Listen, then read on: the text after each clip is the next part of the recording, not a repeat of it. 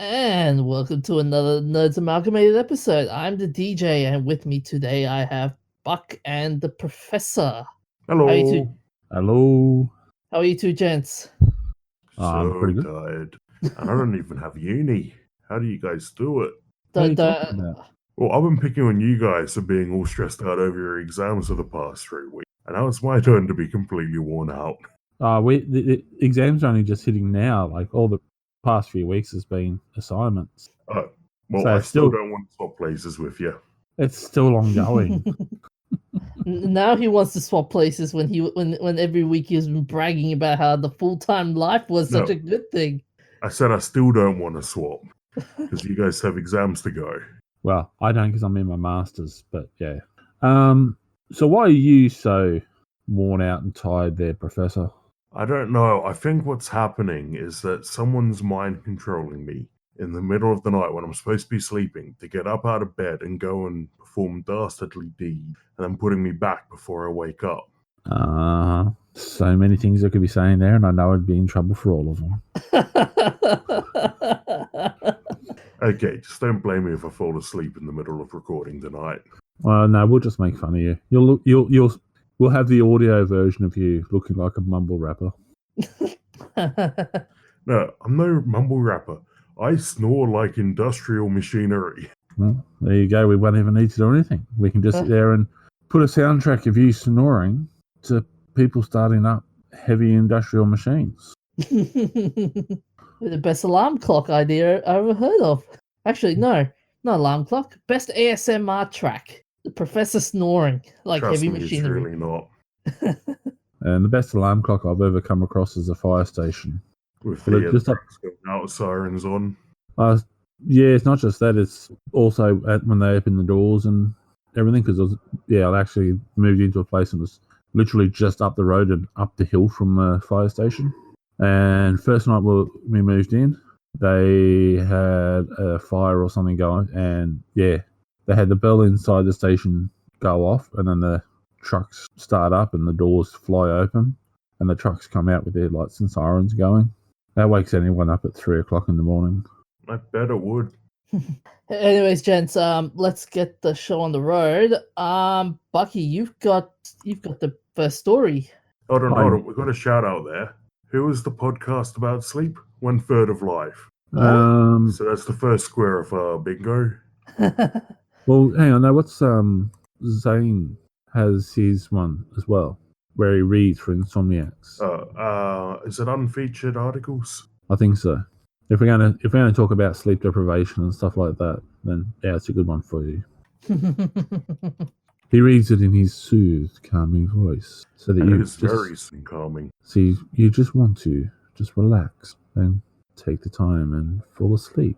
I think Zane has the idea of making it into an ASMR. You seem to love all these acronyms. What, you've never heard of ASMR before? I have, but can you tell me what ASMR stands for? Autosensory something relaxation, if my memory serves me right. Okay. Autonomous sensory meridian response. That wasn't even close. I think that was an FAIL. Well, I was right about the autosensory. If you take out the No. anonymous, the Nah.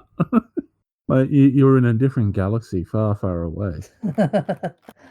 Hey, 2 out of 4 is not bad, okay? 2 out of 4 is not bad. Did you get that many? I don't think so. I did. We'll I leave got it to the listeners to decide. We'll start a poll. All those who think that the DJ stuffed that up, let us know. Anyway, so Bucky, you've got the first story. I do. This year, we're actually celebrating 50 years of the Apollo missions. And NASA is doing a massive thing. Like the exhibit in South Bank at the moment is part of the overall celebration program. But they've also got special TV programs, all sorts of things. So, yeah, all the space cadets who are completely addicted to the idea of being an astronaut, like the professor, we've got a couple of links there. There's actually one with National Geographic, which has got a lot of stories, such as capturing the space race, so looking at all the different photos as we set sail, Return to the Moon, which is a program that's on the works. And then there's also Women of Apollo, looking at all the amazing ladies who have been involved in the Apollo missions, some of whom we've mentioned over the various episodes. Surely they mention our idol, Margaret Hamilton. I'm pretty sure she was in there. I had a quick look at it because I've also got the NASA website up, which has got so much extra information about various events that they got going on. In the National Geographic, their first line is, "Countless women were vital to launching the era of manned spaceflight, and for half a century, these hidden figures have been overlooked for their role in the space age." So they got Barbara Crawford Johnson, the woman who pointed NASA's path to the moon, Katherine Johnson. Yeah, they've got a lot of stuff here. So, this is.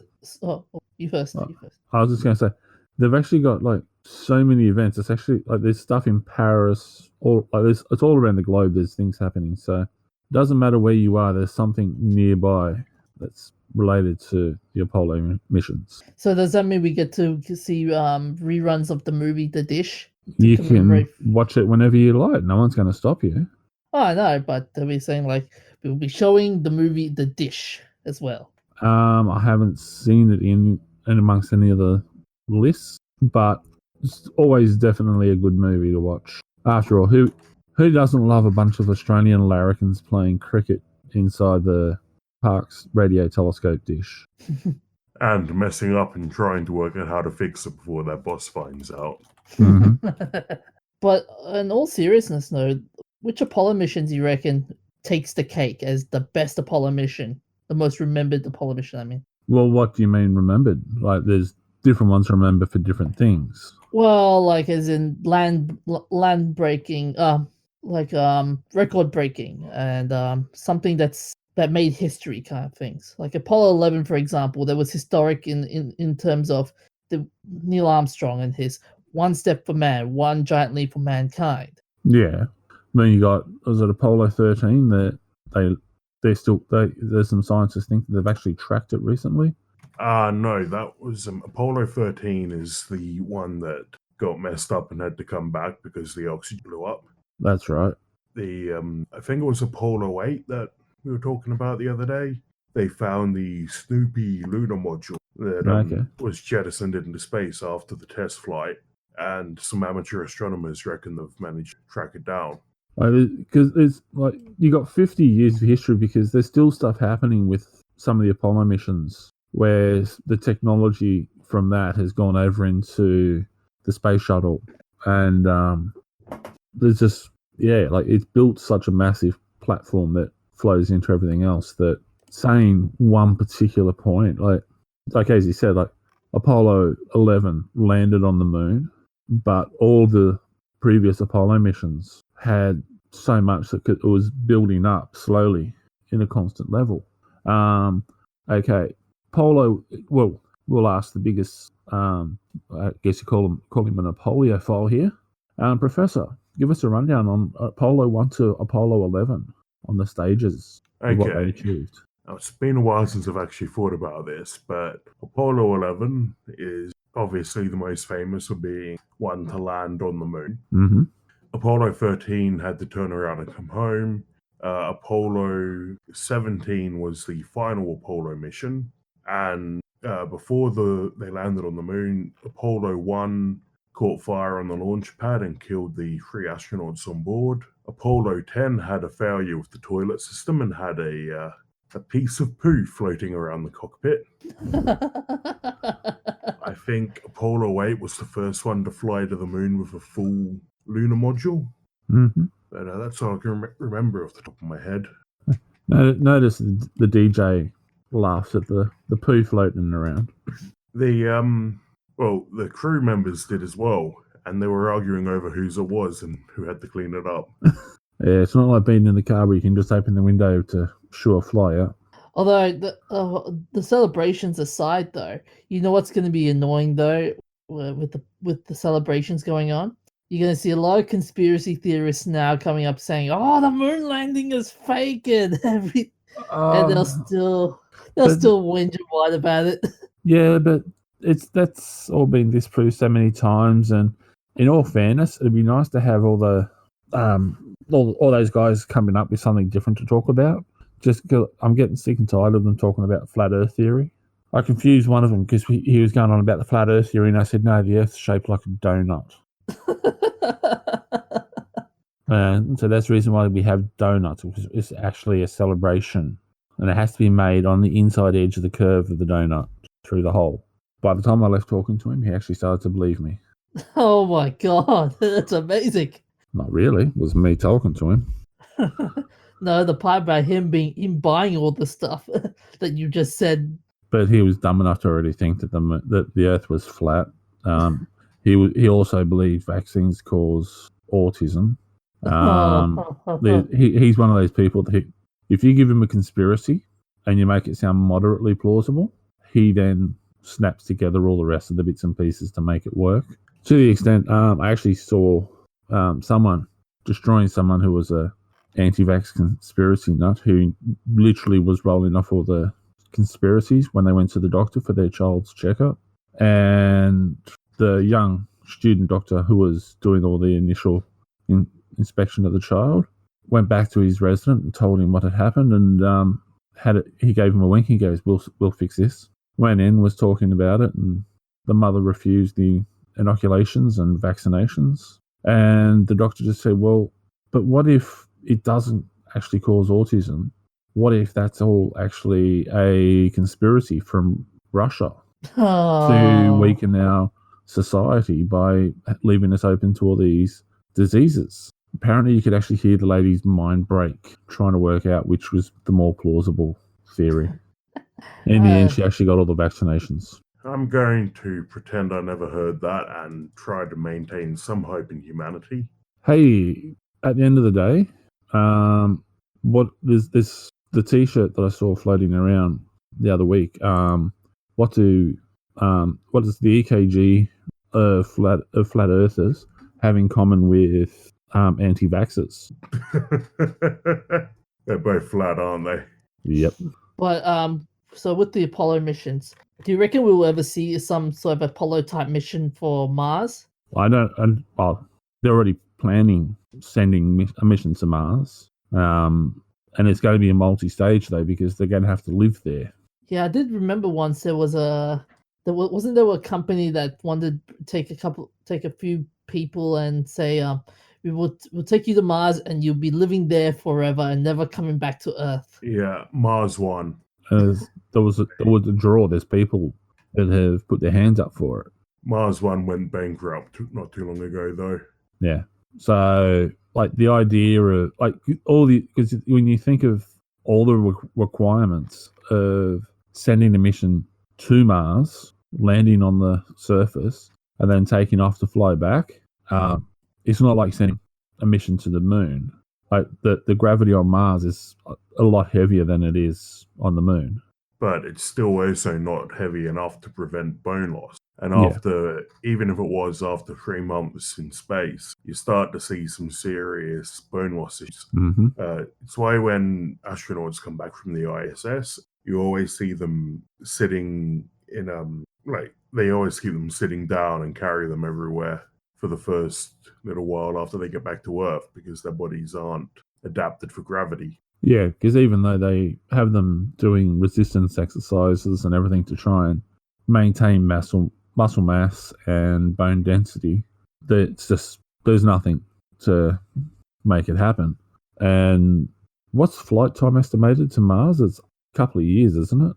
I think the closest is about 3 months. Is it 3 months? I wasn't too sure because I thought it was. Yeah, I haven't been following it that closely. So it depends on the time of year that you launch and how close you are to Mars to begin with. But I'm pretty sure the closest approach is about 3 months. You mean from Earth to Mars, fellas? Well, unless you're going to be able to fly from somewhere else. Yeah. If I remember correctly, have 3 months to get to Mars, then like 2.5 years before you can get a 3-month flight back. That might have been what it was. Um, No, actually, flight time from Earth to Mars is between 150 to 300 days, so roughly 6 to 12 months. yeah, same here. Well, actually, no, it's just under 12 months, so 5 to 10 months. Well, you know what was amazing with all the Apollo programs, though, was that after what was the whole promise of, okay, after the Apollo programs, we can establish cities in the moon and we'll be living in space and stuff, and then years later you realize that was just a pipe dream.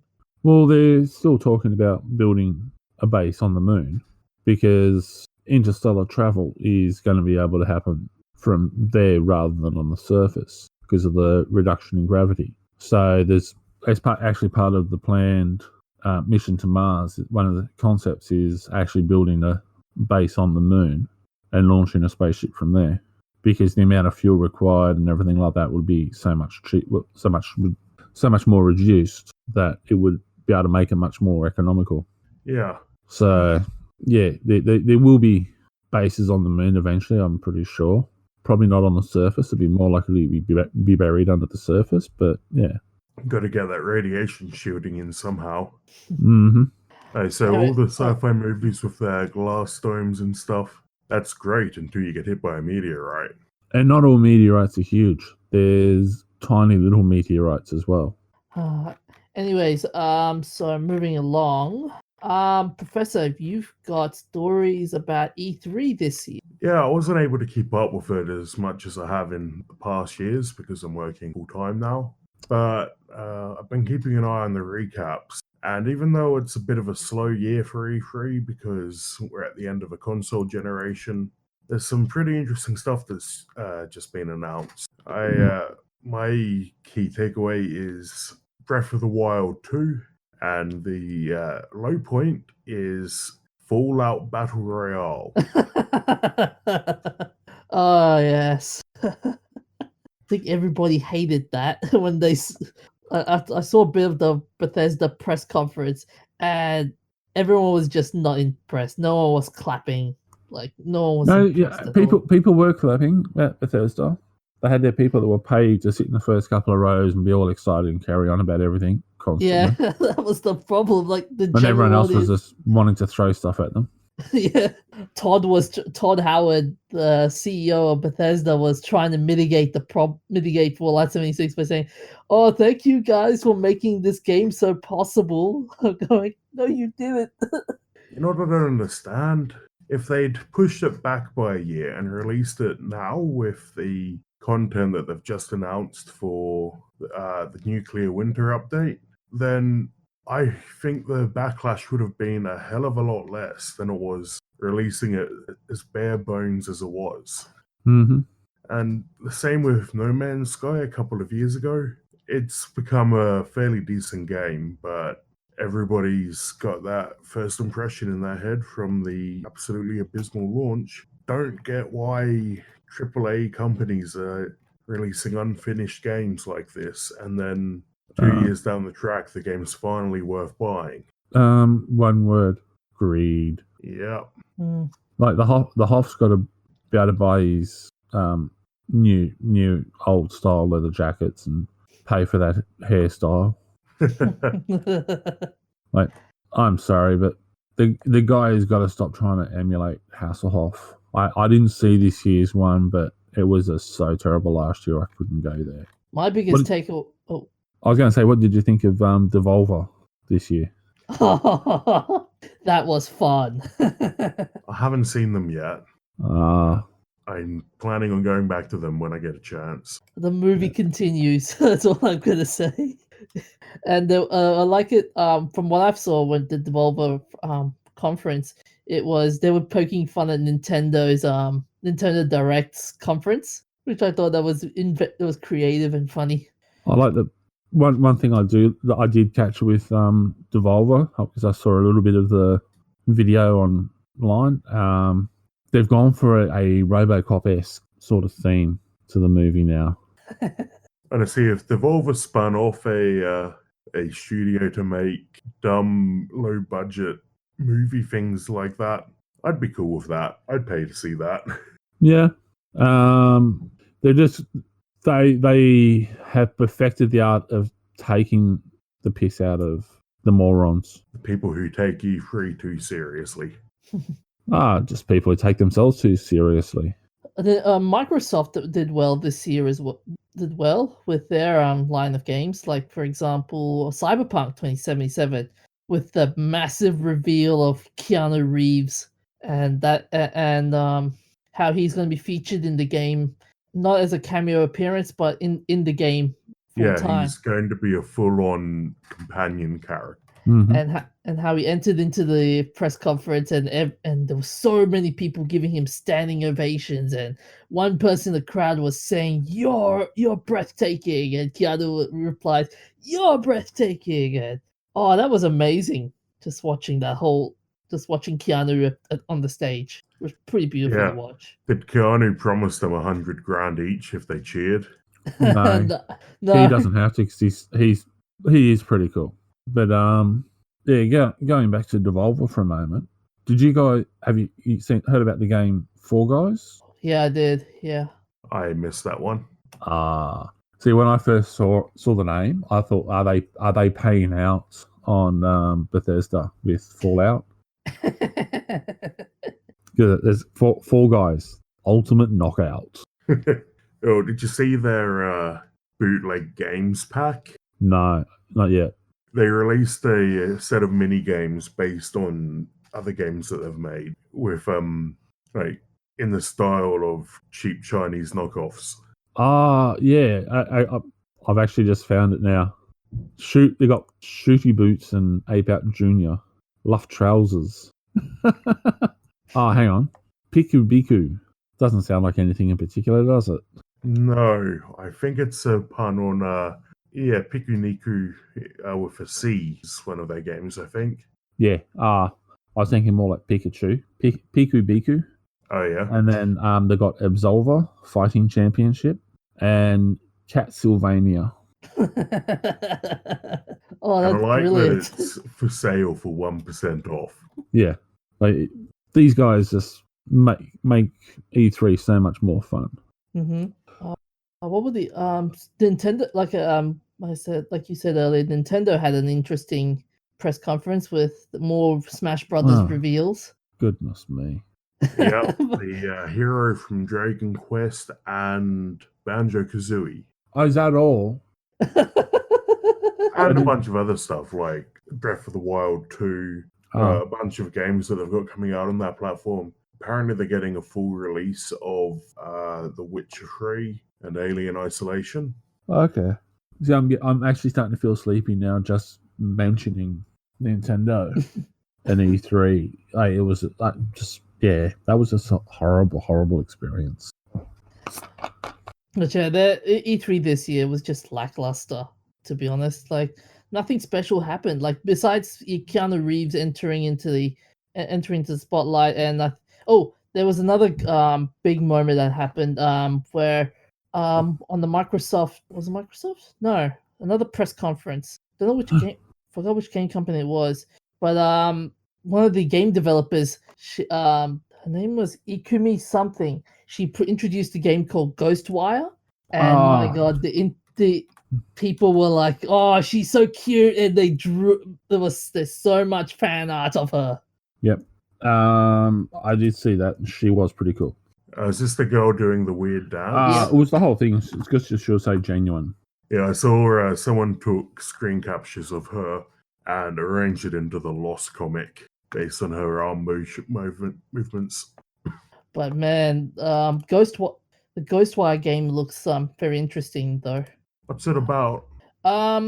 It's basically people that disappeared all over Japan, and it's made by the same guys who did Bayonetta and The Evil Within, so it'd be kind of like a horror style game, horror thriller game. The downside is it's made by the guys from its publisher is Bethesda. So. Yeah, well, Bethesda doesn't always do bad things, mostly when they're a publisher of other people's things. Yeah, But other than that, man, I think we've been droning on about how E3 is just becoming boring.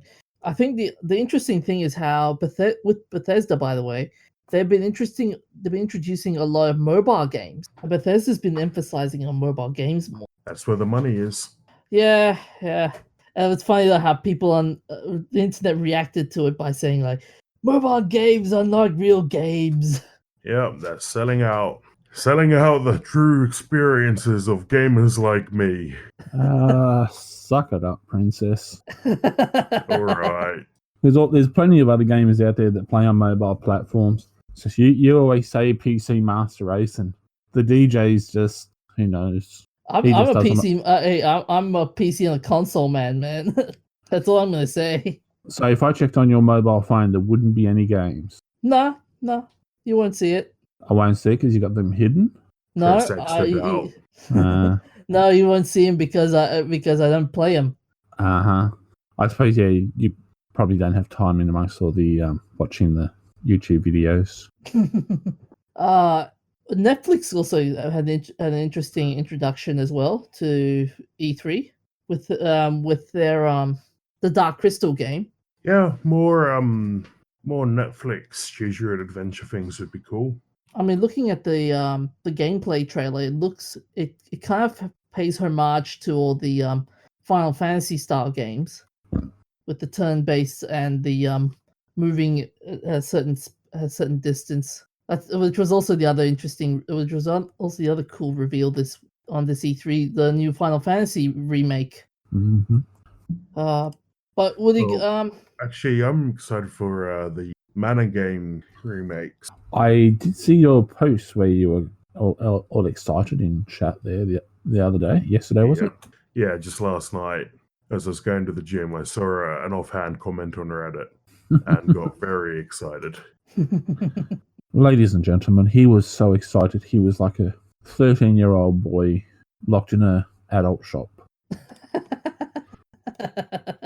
Your metaphor was disturbing. What, you weren't that excited? No, just the metaphor was disturbing. Oh, God. I try.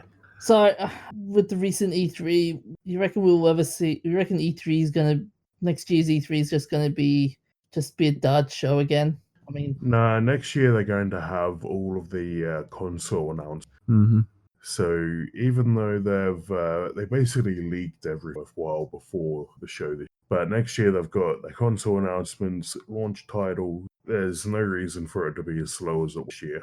And there'll be more stuff that they haven't leaked already. That they've got a lot of the major leaks that always happen, but there'll be something special that they'll have on the actual E3 conference as part of the launch. Which console release are you looking forward to the most? The Xbox or the PS? The Switch too. Oh, there's a Switch one also coming out. Yeah, there's rumors about it, and I reckon they're highly likely to announce a new one around that time because it'll be 4 years since the Switch came out, so it's about the length of a generation. It'll give them a chance to iron out some of the issues they've been having. Like, it turns out the Switch is insecure by default. There's no way they can stop people cracking it. So they'll probably want to put out a Generation 2 or a bigger Switch, whatever they do, using a more modern chip that doesn't have the vulnerability. Yeah. So if they put out a bigger Switch, is it going to be like you see those big, massive light switches on the wall?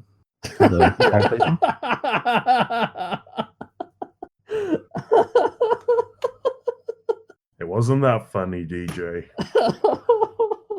It will be massive. I will give you that, Bucky. It will be massive.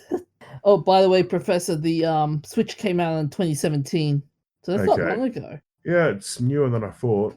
Yeah, Epic Game Store has been the other interesting thing with E3. I've also forgot to mention was how Epic Game Store has been spooking up a couple of times at E3, saying that some of the big games will be coming on Epic Game Store this year, and not many games will be coming on E3. Yeah, we'll see where that goes in the next year. Something's got to give. Yeah, it's a matter of time before Epic Game Store does something crazy.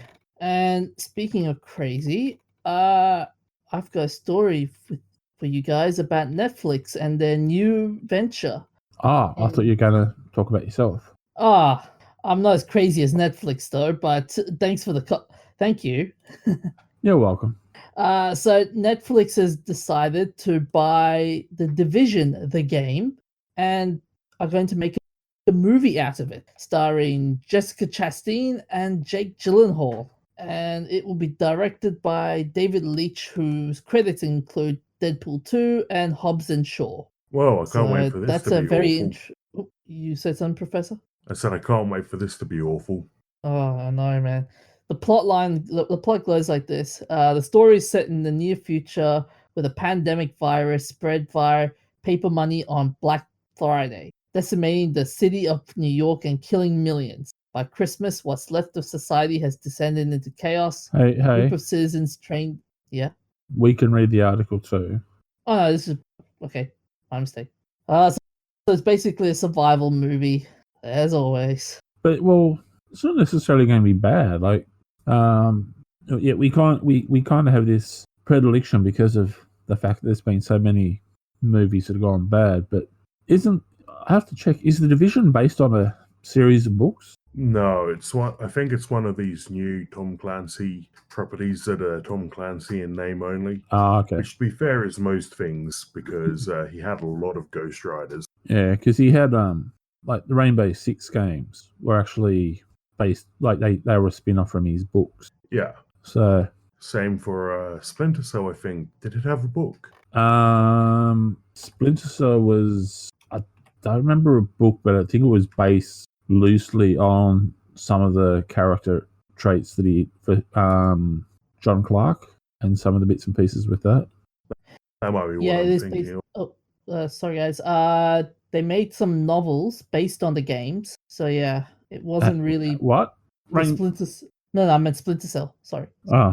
Yeah, Splinter Cell. They may have put some books out afterwards, but the initial character design was all based around John Clark from the whole Jack Ryan series. What do you reckon, guys? The whole games. I know we had this conversation before about games to movies and their vast question mark improvements. Do you reckon this might be it? Like, well, this is a game with a storyline, so there's actually a story to follow.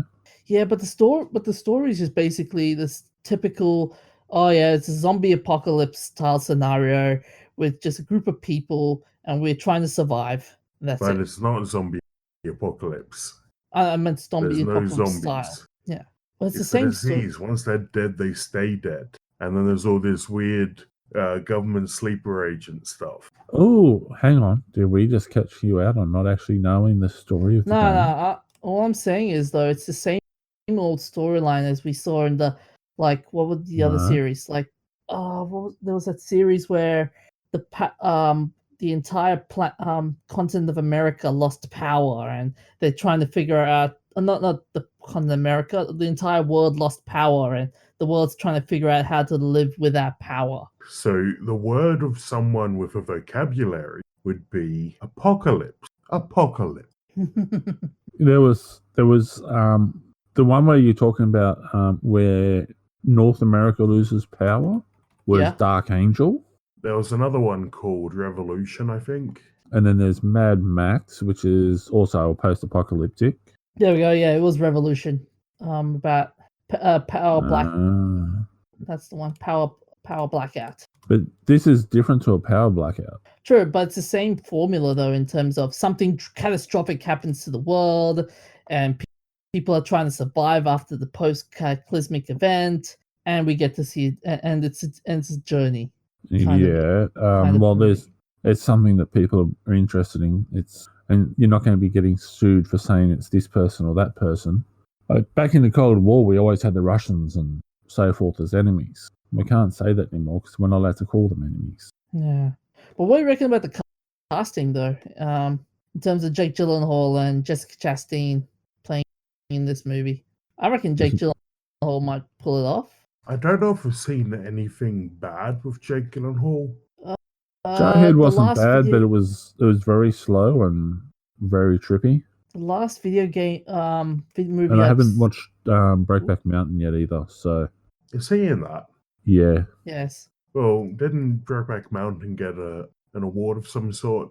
yeah, but that doesn't really mean anything these days. Yeah. They have some awards that are just like participation and turn up things. It's almost getting there. He was in Prince of Persia: The Sands of Time. That was a good video game adaptation movie. Hmm. Which, Uh, if you actually uh, follow the history of the game, that actually goes back to a scrolling platform. Good time. Back, I think I was 13 when that first came out. Many moons ago. Back when you were a little wee lad. I wouldn't say little wee lad because I was already 6 foot tall. Okay, So, did you guys watch Nightcrawler? No, but I hear a lot of good things about his acting in that. Yeah, because that was one. It's people get polarized by that, but yeah, it was. I enjoyed it. It was fun. The last Gyllenhaal movie I saw was Zodiac, a movie about the Zodiac killer, and that was good. Mhm. You guys seen it? No, I haven't, but I've heard about it as well. Oh, here we go. Apparently, he was also in City Slickers in 1991. That was his screen debut, acting as a child. So yeah, we should watch this soon when it comes out. Oh, and by the way, Jessica Chastain. If you haven't heard that name before, she was in movies such as Zero Dark 30 and The Help, and she was also in The Martian as well. Wasn't she also in? Was it Lawless? Don't think so. Look, Yes, she was. okay, stand corrected. That's a fun movie to watch. Apparently based on a true story. So, guys, so can't wait. So, you guys going to be watching this movie or just give it a miss? I'll see what the reviews say. I may end up watching it, but yeah, that's just more out of curiosity. The biggest selling point for a movie for me these days is if Rotten Tomatoes gives it a bad rep, I reckon it's going to be great.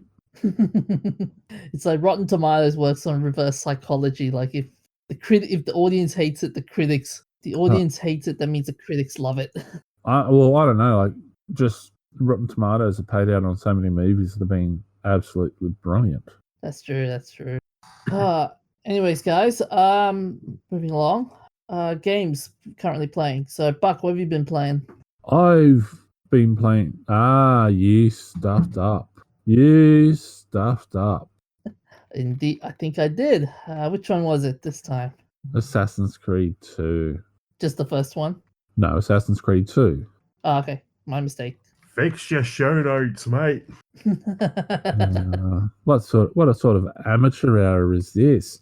You ask me what I'm playing the other day. I tell you, crying out loud! What a slacker! He just never listens to me, folks. He just doesn't care. Oh, I don't care. He just doesn't care enough to listen and be concerned. Oh, so Assassin's Creed 2, That's a pretty step back from the everyday game of Assassin's Creed Unity.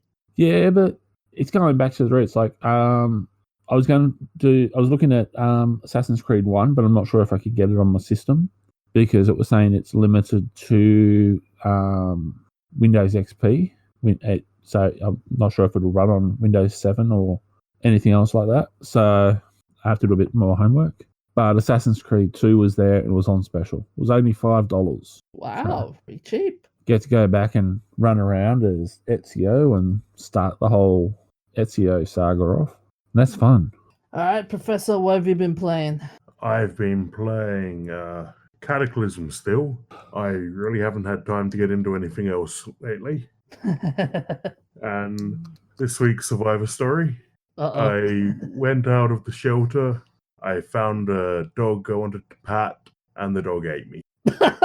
Oh, good dog. Good boy. I probably made it sick.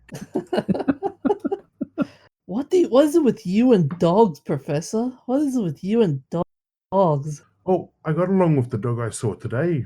Love. It liked me so much as soon I had to drag it off me. Kept jumping up on me and trying to lick me. Alright, well, as long as it was only licking. Yep.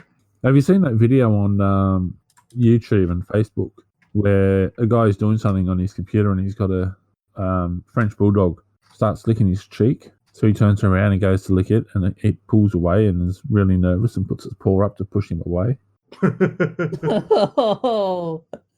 Oh man, that's a very interesting relationship there. Oh man, I've been playing Apex Legends. I was hoping that we might get some new updates for the game, and after what happened with their E3 with EA's E3 announcement, nothing's coming up lately. But yeah, it's been all quiet on the Western Front. They've added in some new stuff like Epic Access, new skins, limited edition skins, and that's all about that.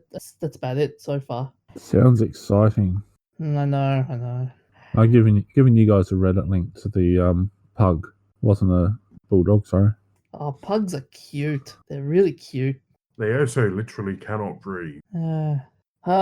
Anyways, so on to the shout outs. So on the 8th of January, 8th of June 2019, Ashley Barty wins the French Open. Congratulations. I know Buck is gonna be like gonna give me slack for this. He's gonna give me flack for this. I'm not. So they keep saying. Just keep talking. It makes it funny. So congratulations, Ashley. It's an amazing achievement winning the French Open. And I'm pretty sure she's from Ipswich too, isn't she? Yeah. Her win puts Ipswich on the map. Yeah, it's already on the map. With a big red "Do not go here" on it. It hasn't had anything else to put it on the map in the last 100 and something years. Although Queensland's 160 years old now, so yeah, there's nothing else happening at 160 years to put Ipswich on the map. What's interesting though for me was how she credited her time playing cricket to her success, and I'm wondering, can you imagine all these potential athletes and maybe current athletes now saying, I'm going to take a break from tennis and I'm going to play a different sport for the time being just to get a break. Like maybe see Roger Federer playing pro golf or Nick Kyrgios playing soccer. It worked for Michael Jordan, and that totally wasn't a cover-up to hide his gambling addiction. And then there was also, who was the Australian motorcycle rider that went into the Super V8s? Will Power? No, before him. He was the world champion for... I know who you're talking about. I think it was before Mick Dawn. Although Mick Dawn did it as well for a little bit. Is it Tanner? I know it's Tanner or someone. No. I'll look it up and then I'll get back to you. Marcus Ambrose, that's the one. No. Wasn't it? No, just keep going. I'll look it up and get back to you. Okay. So we've also 11th of June 1955. The 1955 Le Mans disaster occurred during the 24-hour of Le Mans motor race at Circuit de la Sarthe in Le Mans, France on 11th of June 1955. A major crash caused large fragments of debris to fly into the crowd, killing 83 spectators and French driver Pierre Bouillon, who raced under the name Pierre Levage, and injuring nearly 180 more. It was the most catastrophic race in motorsport history, and it prompted Mercedes-Benz to retire from motor racing until 1989.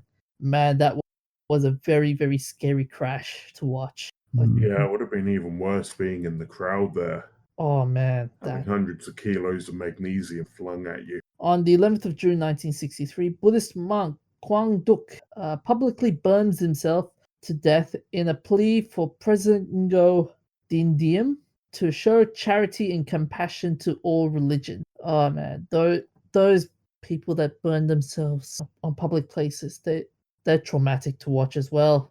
The motorcycle champion I was trying to think of is Wade Gardner back in the early 90s. What was his name again? Wayne Gardner. Okay. Oh, yeah. Oh, good. I actually met this guy too. He's pretty cool. So on to our remembrances. The 11th of June, 1979, John Wayne, nicknamed Duke, was an American actor, filmmaker, and Presidential Medal of Freedom recipient. Hang on. No, it's the Duke, not Duke. Okay. The Duke. You got to have the. I swear it was Duke. Okay, the Duke. He was among the top box office draws for 3 decades. He starred in 142 motion pictures altogether. According to one biographer, John Wayne personified for millions the nation's frontier heritage. 83 of his movies were westerns, and in them he played cowboys, cavalrymen, and unconquerable loners extracted from the Republic's central creation myth. He appeared with many important Hollywood stars of his era and made his last public appearance at the Academy Awards ceremony on April 9th, 1979. He died of stomach cancer at 72 in Los Angeles, California. Here's a question for you. You're saying extracted from Republic's central creation myth. Do you know what Republic they're referring to there? The Midwest, I'm assuming? No. It was a studio like Paramount and so forth. I can't remember who it was that bought them up at the moment, but yeah, it was Republic Studios. So that's how many John Wayne movies I've watched. I actually didn't even know that. Do you have a list of like all 83 John Wayne West, a pen to take them off as you watch them? Probably haven't got a list written down, but I probably have watched most of them. Like he was one of the many few. Like you got Charlton Heston. He played a lot of Western movies as well. No. John Wayne is at a whole different level because John Wayne goes back before Charlton Heston. John Wayne was actually in silent movies. This is when he started his career. There was a movie Blue Streak or something it was, or something like that. I can't remember. I'm not. Blue Steel might be. I'd actually have to look it up. But yeah, like there's one of his very first movies I've ever saw, like that I've ever seen of his, was this really, really old black and white. Pretty sure it was a silent movie off the top of my head. So on the 11th of June, 1999, DeForest Kelley, known to colleagues as D, was an American actor, screenwriter, poet, and singer known for his roles in westerns and as Dr. Leonard Bones McCoy of the USS Enterprise in the television and film series Star Trek. He died of stomach cancer at 79 in Woodford Hills, Los Angeles, California. Was it like Los Angeles is like the place where everyone goes to die? Like everyone's dead in Los Angeles, California. Should we teach them about statistics and per capita? Okay, DJ. Most of the people you talk about when we say the remembrances are movie stars who have died.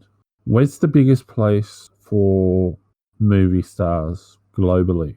Hollywood. So, given that there's probably a higher per capita ratio of movie stars and they say Hollywood, but they just say Hollywood for the whole area. Like it's not just you got people that they say died in Hollywood that were in 3 different counties away from Hollywood. But yeah, you got a majority of movie stars there. So therefore, when they die, they died in Hollywood. So not everyone's going there to die. That's just where they end up.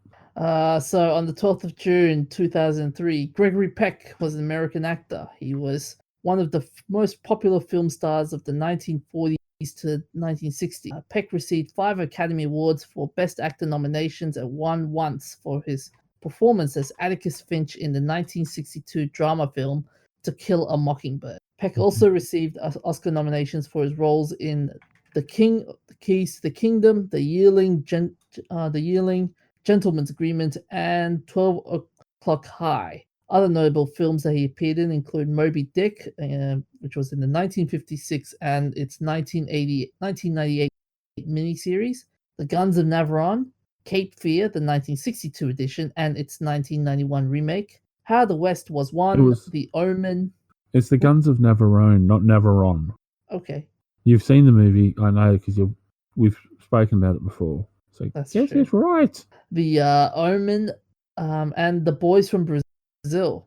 U.S. President Lyndon Johnson honored Peck with the Presidential Medal of Freedom in 1969 for his lifetime humanitarian effort. In 1999, the American Film Institute named Peck among greatest male stars of classic Hollywood cinemas, ranking him at number 12. He died in his sleep at home from bronchopneumonia at 87 in Los Angeles, California. 13th of June, 1871, Jean Eugene Robert Houdin was a French magician. He is widely considered the father of the modern style of conjuring, such as Second Sight, the ethereal suspension, the marvelous orange tree, Robert Houdin's portfolio, and the light and heavy chest. His reputation was so great that he was requested during the 1850s by the French government to help put down a tribal rebellion in Algeria using his skills. This is surely a feat that not many magicians can boast about. He died of pneumonia at 65 in Saint-Gervais-le-Forêt. And he also featured in Boardwalk Empire. Famous birthdays. So on the 11th of June 1910, Jacques Cousteau, French naval officer, explorer, conservationist, filmmaker, innovator, scientist, photographer, author, and researcher, who studied the sea and all forms of life in water. He co-developed the aqualung, pioneered marine conservation, and was a member of the Académie Française. Cousteau discovered his underwater world research in a series of books, perhaps the most successful being his first book, The Silent World, a story of undersea discovery and adventure, published in 1953. Cousteau also directed films, most notably the documentary adaptation of the book The Silent World, which won a Palme d'Or at the 1956 Cannes Film Festival. He remained the only person to win the Palme d'Or for a documentary film until Michael Moore won the award in 2004 for Fahrenheit 9/11. He was born in Saint Audrey de Cubsac. I'm going to get slaughtered for this. Anyone who speaks French, please write in and abuse the DJ in true French form for his murdering of Saint Audrey de Cubsac. Sorry. Yeah. So, could you say Cousteau is the David Attenborough of his time? Oh, no. Well, David Attenborough was doing stuff when Cousteau was around. Cousteau was predominantly water. Like, he didn't do all the other bits and pieces. He actually had a boat that he used to sail around on and do his documentaries. So... 11th of June 1933, Gene Wilder, American actor, screenwriter, director, producer, singer-songwriter, and author. Wilder began his career on stage and made his screen debut in an episode of the TV series Play of the Week in 1961. Although his first film was portraying a hostage in the 1967 motion picture Bonnie and Clyde, Wilder's first major role was Leopold Bloom in the 1967 film The Producers, for which he was nominated for an Academy Award for Best Supporting Actor. This was the first film in a series of collaborations with the writer/director Mel Brooks, including 1974's Blazing Saddle and Young Frankenstein, which Wilder co-wrote, garnering the pair an Academy Award nomination for Best Adapted Screenplay. Wilder is known for his portrayal of Willy Wonka in Willy Wonka and the Chocolate Factory, and for 4 films with Richard Pryor: Silver Streak, Stir Crazy, See No Evil, Hear No Evil, and Another You. Wilder directed and wrote several of his own films, including The Woman in Red. He was born in Milwaukee, Wisconsin. 11th of June 1959, Hugh Laurie, English actor, director, singer, musician, comedian, and author.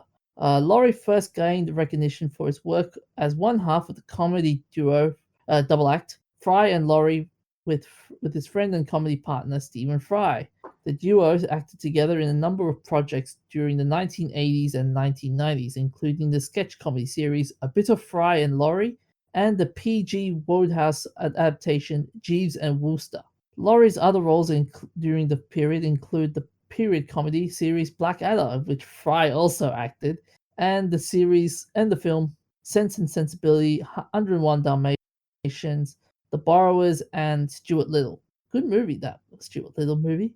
Laurie portrayed the title character in the US medical drama series House on Fox TV, for which he won 2 Golden Globe Awards. He was listed in the 2011 Guinness World Records as the most watched leading man on television and was one of the highest paid actors in the television drama, earning £250,000, which is $409,000. Now, is that $409,000 American or Australian? American. Per episode on House. He was appointed officer of the Order of the British Empire in the 2007 New Year's Honours, and Commander of the Order of the British Empire in the 2018 New Year's Honours, both for his services to drama. He was born in Bluebird Leys, Oxfordshire. 11th of June 1969, Peter Dinklage, American actor and producer. Dinklage studied acting at Bennington College, starring in a number of amateur stage productions. His film debut was in Living in Oblivion, and his breakthrough came with the comedy drama The Station. He has since appeared in movies such as Elf, Underdog, Death at a Funeral, The Chronicles of Narnia, The Prince Caspian, X-Men Days of Future Past, Pixels, and 3 Billboards Outside Ebbing, Missouri, which earned him his first Screen Actors Guild Award. In 2018, he appeared as Eitri in the Marvel Cinematic Universe film Avengers Infinity War, amongst other films. Dinklage received universal acclaim for portraying Tyrion Lannister on the HBO television series Game of Thrones, for which he won 3 Primetime Emmys from 7 nominations. He also received a Golden Globe for the role in 2011. He was born in Morristown, New Jersey. I will say that's a pretty impressive resume for Peter. Mm. And now for our events of interest. 11th of June 1959, Postmaster General bans D.H. Lawrence's book Lady Chatterley's Lover, which was overruled by the U.S. Court of Appeals in March 1960. What was that book all about? Can someone fill me in? A woman having an affair. And that got banned. Why? She was also made to ride naked through town, I think, at one point. Kind of like as an homage to... Lady Godiva. Yeah. It was very racy because it actually described a lot of sex scenes a bit more in detail than was common back then. I guess. 11th of June 1976, Australian band AC/DC begin their first headline tour of Britain. Akadaka. Woo. 11th of June 1982, E.T. the Extraterrestrial, directed by Steven Spielberg, starring Henry Thomas and Drew Barrymore, is released in the United States. It opened at number 1 with a gross of $11 million and stayed at the top of the box office for 6 weeks. It then fluctuated between the first and second positions until October, before returning to the top spot for the final time in December during a brief holiday season re-release of the film. I still remember when I went to see that back in 1982 with my parents, and the cinema was more full of old people than kids. And finally, on the 12th of June 1942, Anne Frank receives a diary for her 13th birthday. And thanks to her diary, it inspired a generation. That was a very sad story as well. Mm-hmm. Anyways, anything you need to add in, guys, before we wrap up? Take care of yourself and look out for each other. Stay hydrated. Damn it. But I had to get in there before you did. What else is there? Well, we haven't had the complaint about the Chinese gaming /hackers. And no penguins. Mm-hmm. We should have our next t-shirt idea. The penguins are coming. That's our next t-shirt idea. The penguins are coming. My goodness, does your brain hurt? Because you just came up with a good idea. I'm going to call it dog. You heard it here first, folks. The DJ had a good idea. What about you, Professor? Anything to add in before we wrap up? No, I have nothing to add. Okay, so I've got nothing to add as well. But that's it for tonight. You can find us on Facebook at Nerds Amalgamated. You can find us on Twitter at n.amalgamated.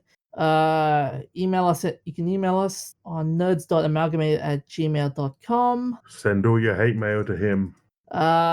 We will be seeing you guys soon. Oh, and you can also find us on That's Not Canon website, that'snotcanon.com, where we have an archive of our old episodes, and you can check out the other podcast as well to your leisure, and you can find cool merchandise about. So that's it for tonight. See you guys soon. Hooroo. See you next week. Yeah,